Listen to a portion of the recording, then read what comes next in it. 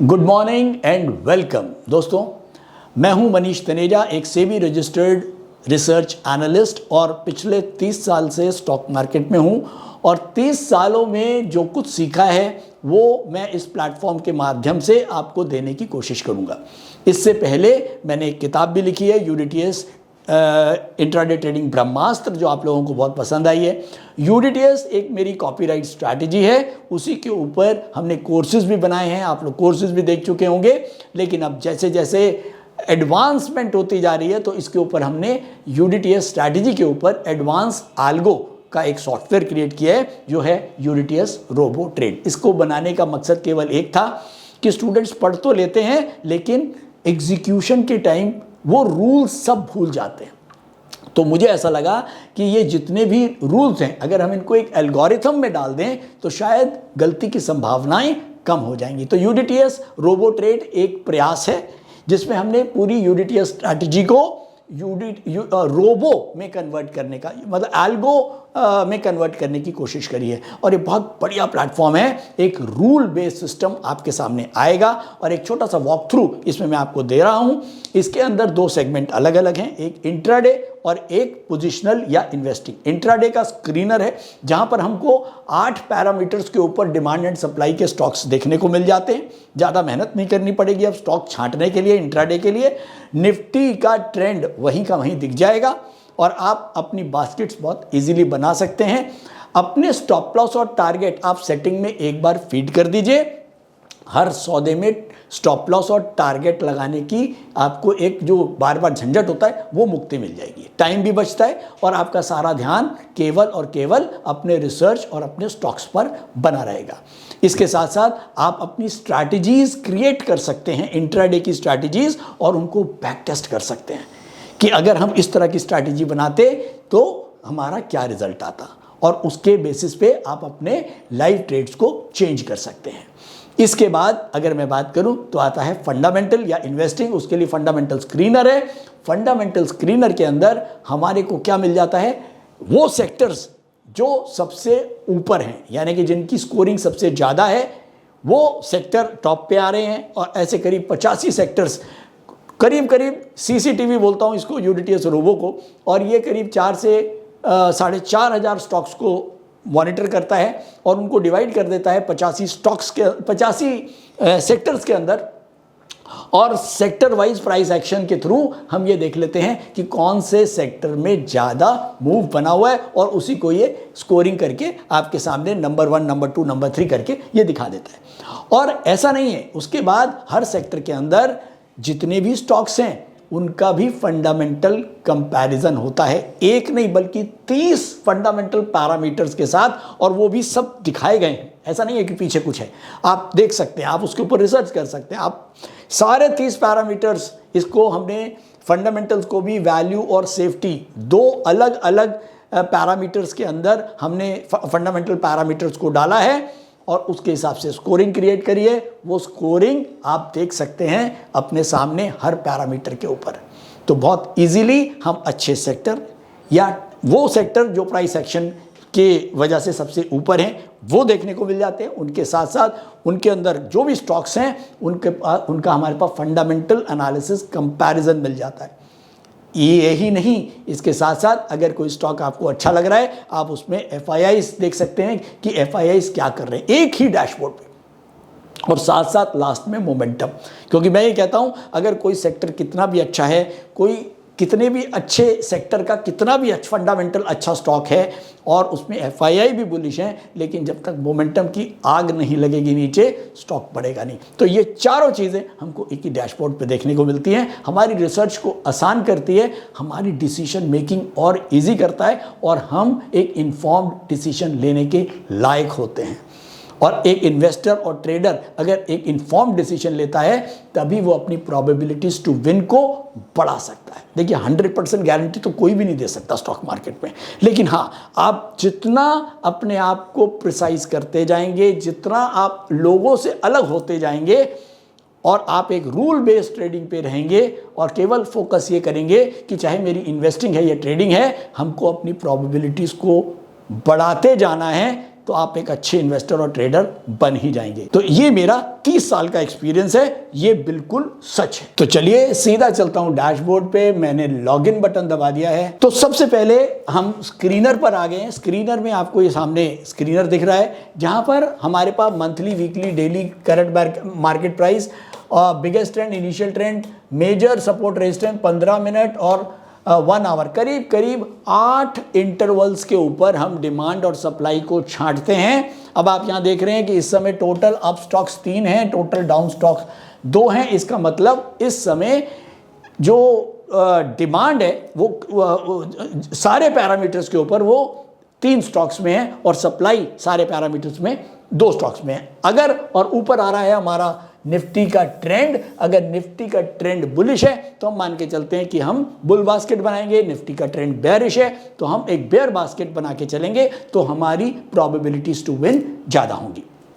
तो ऐसे में यहाँ आपको कुछ भी बहुत ज़्यादा मेहनत करने की ज़रूरत नहीं है, डिफरेंट जगह चार्ट्स पे जाने की ज़रूरत नहीं है। हाँ, आप कंफर्मेशन के लिए चार्ट्स पे जा सकते हैं, लेकिन हाँ, ये सिस्टम आपको ये दिखा देता है कि डिफरेंट टाइम इंटरवल्स के ऊपर, मंथ, वीक, डे और इंट्राडे के अलग अलग जो इंटरवल्स हैं उनके ऊपर अगर डिमांड एक तरफ है, यूनिडायरेक्शनल है, तो हम मान के चलते हैं कि ऐसे स्टॉक्स के बढ़ने की प्रोबेबिलिटीज ज़्यादा है। और अब इसके बाद यहाँ हमको स्टॉक सिलेक्शन में हेल्प मिलती है। उसके बाद अगले उस पर चलता हूँ मैं, सेटिंग पे।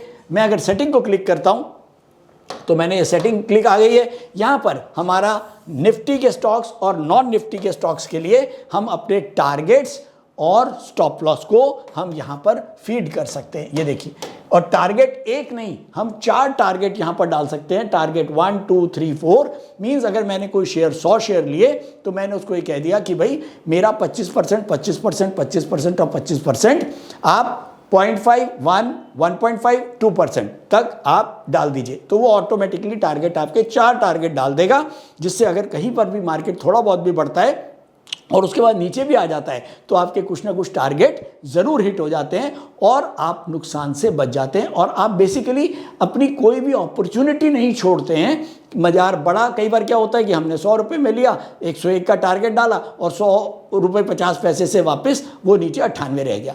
तो ऐसे में अगर ऊपर जाके नीचे स्टॉप लॉस भी कट गया और मेरे 2 टारगेट भी हिट हो गए और नीचे स्टॉप लॉस कट गया, तो एटलीस्ट मैं नो प्रॉफिट नो लॉस में निकल जाऊंगा। तो बेसिकली अपॉर्चुनिटी मिस नहीं होगी। और बड़ी बात क्या है, जैसे ही आप ट्रेड डालते हैं उसी समय टारगेट और स्टॉप लॉस ऑटोमेटिकली मार्केट के अंदर चले जाते हैं, तो टाइम का जो डिफरेंस है वो भी नहीं रहता है। अगले पे चलते हैं। अगले पे बास्केट आती है। बास्केट का मतलब ये है, जहां पर बास्केट में ये है कि जो जो ट्रेड हमने करे हैं वो सारे ट्रेड हमको यहां पर नजर आते रहेंगे। जैसे आप ये देखें, मैंने अभी अडानी पोर्ट लिया हुआ है, 1 शेयर लिया है, उसके बाद मैंने CDSL लिए है, 7 लिए हैं और 1360 रुपये 80 पैसे में लिया है। और मैंने इसके टारगेट लगा दिए 1, 1, 1, 4, यानी कि 3 और 4, 7 शेयर बेचने लगा दिए। टारगेट 1, 2, 3, 4, स्क्वायर अप बटन यहाँ है, मैं कभी भी स्क्वायर अप बीच में करके निकल सकता हूँ और यहाँ पर मेरा स्टॉप लॉस भी लग गया।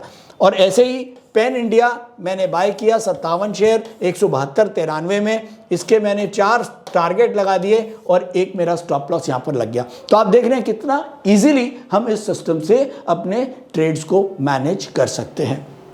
आगे चलते हैं।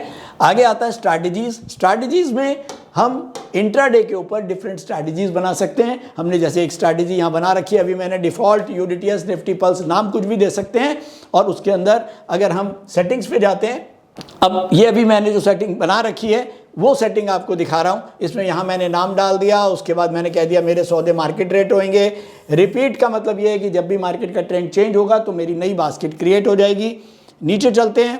अब हमने यहाँ पर इनको ये कह दिया कि अगर पाइवेट अप है, BT अप है तो मेरे 6 बाय करना, 1 सेल करना, और पाइवेट डाउन है और BT डाउन है तो 1 बाय करना, 6 सेल करना। और इस तरह से हमने डिफरेंट इसको मार्केट सिनेरियो के हिसाब से बास्केट क्रिएट करने के लिए दे दिया। और उसके बाद नीचे हमने यहाँ पर अपने निफ्टी और नॉन निफ्टी के स्टॉक्स के लिए अपने स्टॉप लॉस और टारगेट डाल दिए। और ये सेटिंग करने के बाद हम इसको बैक टेस्ट भी कर सकते हैं। तो ऐसे ही यहाँ पर हमने दिया हुआ है ऐड न्यू स्ट्रैटेजी। आप यहाँ पर क्लिक करके अपनी मैक्सिमम 4 स्ट्रैटेजीज आप क्रिएट कर सकते हैं। अब ये इसके बाद आगे चलते हैं। अगला आता है स्क्रिप्ट। स्क्रिप्ट में हमको ये सारे स्क्रिप्ट दिखा रहा है कि कौन कौन से स्क्रिप्ट को ये स्कैन कर रहा है इंट्राडे ट्रेडिंग स्क्रीनर के लिए। अगले में चलते हैं बैक टेस्टिंग। बैक टेस्टिंग पे अगर मैं क्लिक करता हूं तो जो स्ट्रैटेजीज मैंने बनाई हुई हैं उनको मैं यहां पर बैक टेस्ट कर सकता हूं। एग्जाम्पल के लिए मैं यहां पर क्लिक करता हूं, यहां पर मेरी स्ट्रैटेजी आ गई यूडीटीएस डिफॉल्ट। मैं आज कल की डेट डाल देता हूं आज का, क्योंकि अभी तो मार्केट चल रहा है। कल की डेट डाल देता हूं फ्राइडे की। ये मैंने 3 तारीख की डेट डाल दी, 3 जुलाई की, और मैं इसको फिल्टर करता हूं। तो ये स्ट्रैटेजी के ऊपर अगर मैं ट्रेड करता तो कौन कौन से ट्रेड, अब ये जैसे दिखा रहा है फैक्ट खरीदता है ये 56 शेयर 881 में सुबह 9:45 पे, और उसके 3 टारगेट इसको मिल गए, एक टारगेट इसका रह गया। ऐसे ही आईडीएफसी फर्स्ट ये 625 शेयर खरीदता, जो भी एक हमने डिफॉल्ट बास्केट बना रखी है। 79.95 में 3 हमारे टारगेट हो गए, और ऐसे ही मार्क्सन फार्मा हमने 185 शेयर खरीदे और इसका ये हमारा स्टॉप लॉस कट गया। तो जहां स्टॉप लॉस कटेगा वहां रेड मार्क हो जाएगा, और अगर टारगेट हमारे को मिलते जाएंगे तो वहां हमारे ये ग्रीन आप देख रहे हैं टिक लगते चले जाएंगे। तो एक बढ़िया स्मार्ट डैशबोर्ड जहां हमको एक साथ पता लग जाएगा मेरे कौन कौन से स्टॉप लॉस, कौन कौन से टारगेट, और किसी स्टॉप के कितने टारगेट वो सारे हिट हुए हैं। तो ये था हमारा बैक टेस्टिंग। इसके बाद मैं आगे चलता हूं स्क्रीनर स्टॉक्स। ये स्क्रीनर स्टॉक्स क्या है? ये ईओडी पैरामीटर्स के ऊपर अकॉर्डिंग टू यूडीटीएस जो ग्रीन स्टॉक्स हैं उनमें डिमांड है, और जो रेड स्टॉक्स हैं उसके अंदर सप्लाई है। ये ईओडी पैरामीटर्स के ऊपर है। तो जो लोग इंट्राडे पैरामीटर्स को ज़्यादा यूज़ नहीं करते हैं उनके लिए ये स्क्रीनर बहुत हेल्पफुल होता है। उसके बाद अब मैं आगे चलता हूँ फंडामेंटल स्क्रीनर पे। फंडामेंटल स्क्रीनर मैंने आपको बताया ये पोजिशनल और इन्वेस्टिंग के लिए जहां पर हमें फंडामेंटल्स की ज़रूरत पड़ती है। इंट्राडे ट्रेडिंग के अंदर हम केवल मोमेंटम ट्रेडिंग करते हैं तो वहां पर हमें फंडामेंटल्स की ज़रूरत नहीं है। लेकिन जब हम पोजिशनल और इन्वेस्टिंग या लॉन्ग पोजिशनल ट्रेड करते हैं तो ऐसे में याद रखें आपका जो शेयर खरीदने जा रहे हैं वो आपके डीमैट अकाउंट में आएगा, और डीमैट अकाउंट में आने का मतलब हो गया कि वो आपके घर में आ रहा है, और आपके घर में वही स्टॉक आना चाहिए जिसका बैकग्राउंड बहुत ज़बरदस्त हो। ठीक है, जैसे आप अपने घर के अंदर किसी अननोन या जिसको आप बहुत जानते नहीं हैं उसको घर में नहीं लाते हैं, ऐसे ही डीमैट अकाउंट बड़ा पायस अकाउंट है, हमारा घर है, उसके अंदर हम कोई भी ऐसा स्टॉक नहीं लाएंगे जिसके फंडामेंटल जरा भी कमज़ोर हो, या और भी कई चीज़ें। तो 4 चीज़ें बताऊंगा कि जिसकी वजह से हम ऐसे स्टॉक को अपने डीमैट में रख सकते हैं। तो चलिए, तो हम गए फंडामेंटल स्क्रीनर पे। यहाँ पर हमको अगर मैं सेक्टर को क्लिक करता हूँ ऊपर तो आप देखें यहाँ पर ये पूरी सेक्टर की लिस्ट एक बन गई है। करीब 85 सेक्टर्स, करीब 4 से 5 हज़ार स्टॉक्स को इसने 85 सेक्टर्स के अंदर कन्वर्ट कर दिया है, और एक सीसीटीवी की तरह ये मार्केट को वॉच करता है और ये देखता है कि कौन से सेक्टर के जो स्टॉक्स हैं वो प्राइस एक्शन पे ज़्यादा ऊपर की तरफ जा रहे हैं। तो वो फौरन पकड़ लेगा अगर कोई एक पर्टिकुलर सेक्टर है। मान लीजिए ये एक सेक्टर चल रहा है अभी small finance banking, small bank, small finance, इसके अंदर छोटे बैंक्स हैं। इसको इसने देखा कि इसके अंदर करीब कितने स्टॉक है। जरा देखें, एक एग्जाम्पल लेके चलते हैं, इसको जरा नीचे करते हैं। अब हमने देखा बैंक स्मॉल में जो है इसको हम स्कोर दे रहे हैं 100 का क्या मतलब हुआ? 100 के स्कोर का मतलब हो गया कि इसके अंदर 8 स्टॉक हैं और 8 का मोमेंटम अपवर्ड है। तो ऐसी क्या बात है कि इस पूरे सेक्टर के अंदर जितने स्टॉक हैं उन सभी में मोमेंटम बढ़ा हुआ है? इसका मतलब इस सेक्टर के अंदर कोई ना कोई खास बात है जो शायद हमको नहीं दिख रही है। तो बेसिकली हमने एक स्कोरिंग इसको दिखा दिया प्राइस एक्शन के ऊपर कि ये जो सेक्टर है इसके अंदर कोई खास बात है। अब बात आती है कि कोई अच्छा सेक्टर है तो उसके सारे स्टॉक्स तो हम लेंगे नहीं। तो अब हम क्या करेंगे, हम व्यू डिटेल्स पे जाते हैं और इसके जितने भी 8 स्टॉक्स हैं उनका हम फंडामेंटल कंपैरिजन करेंगे। तो जरा व्यू करते हैं। अब मैं व्यू पे आ गया हूं, इसको एक बार नीचे ड्रैग करते हैं। स्मॉल बैंक फाइनेंस में अगर मैं देखूं तो ये देखिए करीब 8 स्टॉक का यहां पर हमने फंडामेंटल स्कोर डाला हुआ है। ये एयू स्मॉल बैंक 235, उज्जीवन का 235, सूर्योदय का 225 एंड सो ऑन। और अगले में आता है चेंज इन एफआईआई होल्डिंग कि एफआईआईज इसके अंदर क्या कर रहे हैं। तो ये तो हमको समझ में आ गया कि 8 बैंकों के अंदर सबसे ज़्यादा फंडामेंटल्स जो अच्छे हैं वो उस स्टॉक के हैं जो सबसे ऊपर है, जिसके फंडामेंटल सबसे ज़्यादा है, जिसकी स्कोरिंग सबसे ज़्यादा आ रही है। अब ये ज़्यादा क्यों आ रही है, इसको चेक करने के लिए हम एक बार नीचे चलते हैं। यहाँ पर आपको सारा देखने को मिल जाएगा। यहाँ हमने पूरा कंपैरिजन कर रखा है, एक वैल्यू वाइज स्कोरिंग कर रखी है और ऊपर चलते हैं, और एक हमने सेफ्टी वाइज स्कोरिंग कर रखी है। सेफ्टी के अंदर करीब 30 पैरामीटर डाले हुए हैं और वैल्यू के अंदर भी करीब 30 फंडामेंटल पैरामीटर्स डाले हुए हैं। ये सारे पैरामीटर्स यहाँ आपको नजर आ रहे हैं। आप इनको देख के आप इनकी स्कोरिंग जो है वो इसमें देख सकते हैं। तो आपको पता लग जाएगा कि अगर कोई स्कोरिंग किसी की आ रही है तो वो क्यों आ रही है, उसके पीछे एक रीजनिंग है। तो चलिए ऊपर चलते हैं। तो फाइनली हमको स्कोरिंग पता लग गई, फंडामेंटल स्कोरिंग, जिससे हमने ये पता लगा लिया कि एक अच्छा सेक्टर है, उसके अंदर कौन से स्टॉक्स ऐसे हैं जिनके फंडामेंटल्स स्कोर बहुत अच्छे हैं। इसके अलावा एफआईआईज उसके अंदर क्या कर रहे हैं, अगर एफआईआई भी उसके अंदर बुलिश हैं या एफआईआईज उसमें अपनी पोजीशन बढ़ा रहे हैं, तो हम मान के चलेंगे कि वो एक अच्छा स्टॉक हो सकता है।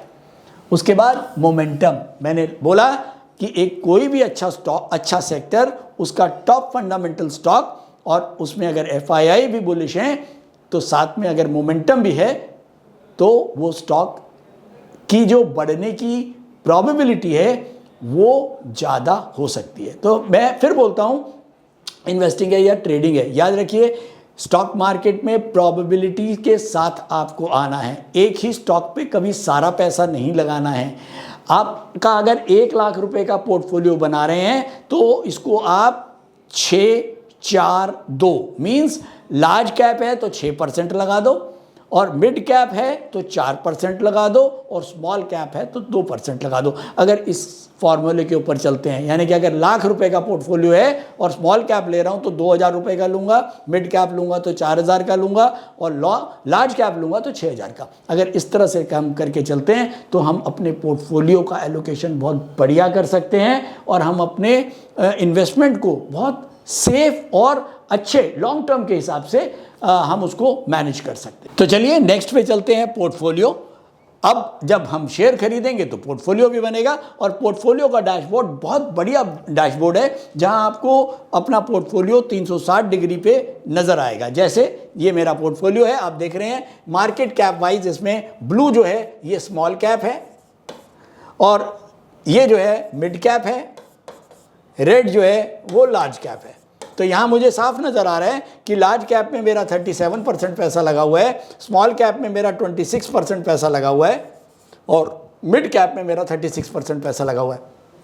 तो मुझे वो समझ में आता है कि मेरा जो पोर्टफोलियो है वो लार्ज कैप, मिड कैप और स्मॉल कैप में कैसे बटा हुआ है। इसके अलावा आप ये देख रहे हैं, ये सारे सेक्टर दिख रहे हैं कि किस किस सेक्टर के अंदर मेरे कितने पैसे लगे हुए हैं। अगर मैं सबसे ज़्यादा देखूं तो इलेक्ट्रिक इक्विपमेंट में 4.7%, यानी कि मेरा जो भी पोर्टफोलियो है उसका 4.7% जो है वो मैंने इलेक्ट्रिक इक्विपमेंट में की स्टॉक्स में डाल रखा है। कौन कौन से स्टॉक्स में डाल रखा है वो तो हम डिटेल में देखेंगे।